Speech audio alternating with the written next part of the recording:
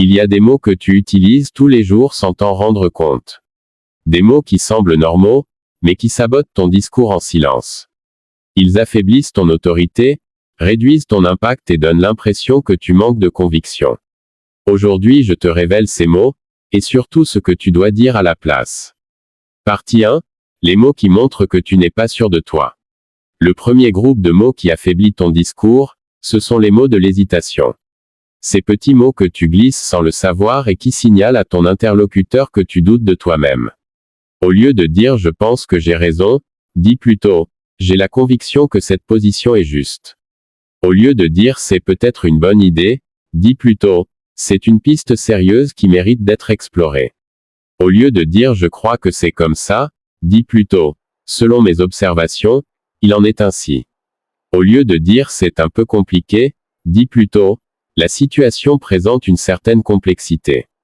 Au lieu de dire « j'essaie de faire de mon mieux », dis plutôt « je m'engage pleinement dans cette tâche ». Au lieu de dire « j'espère que ça va marcher », dis plutôt « j'ai de bonnes raisons de croire que cette approche sera efficace ». Retiens ceci, chaque fois que tu dis « je pense »,« je crois »,« peut-être » ou « j'espère », tu demandes inconsciemment à ton interlocuteur de douter avec toi. Parle avec conviction, même quand tu n'es pas certain. Partie 2. Les mots qui minimisent ce que tu dis. Le deuxième groupe, ce sont les mots qui réduisent la valeur de ce que tu exprimes avant même que tu aies fini ta phrase.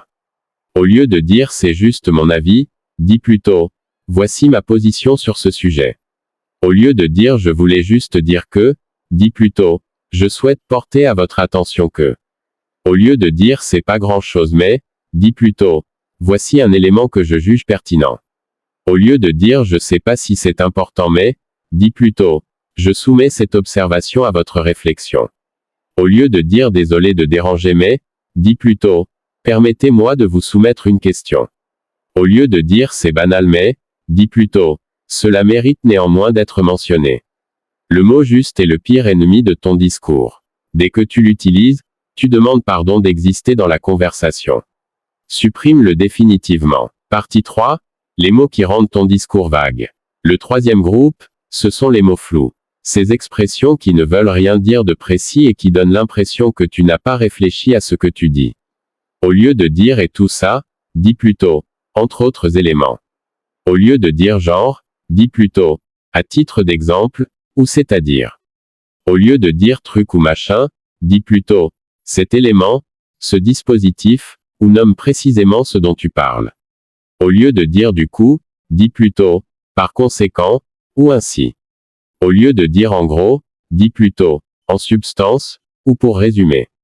Au lieu de dire « voilà quoi », dis plutôt « c'est en ces termes que je conclurai ». Au lieu de dire « c'est compliqué à expliquer », dis plutôt « permettez-moi de reformuler pour plus de clarté ».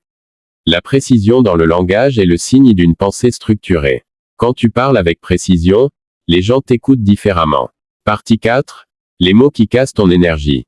Le quatrième groupe, ce sont les mots négatifs inutiles. Ceux qui orientent toute ta phrase vers le bas alors que tu pourrais dire exactement la même chose en restant positif.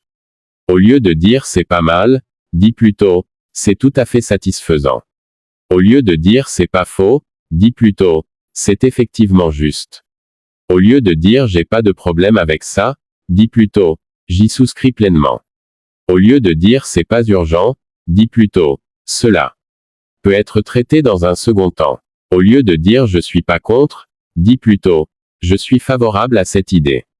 Au lieu de dire « c'est pas impossible », dis plutôt « c'est tout à fait envisageable ». Chaque formulation négative oblige le cerveau de ton interlocuteur à faire un effort supplémentaire pour te comprendre.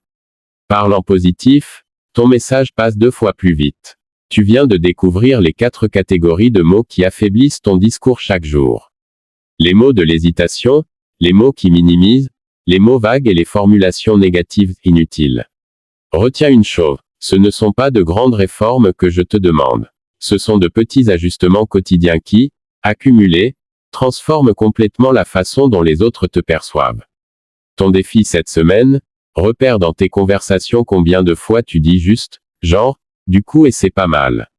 Juste les repérer, c'est déjà le début du changement.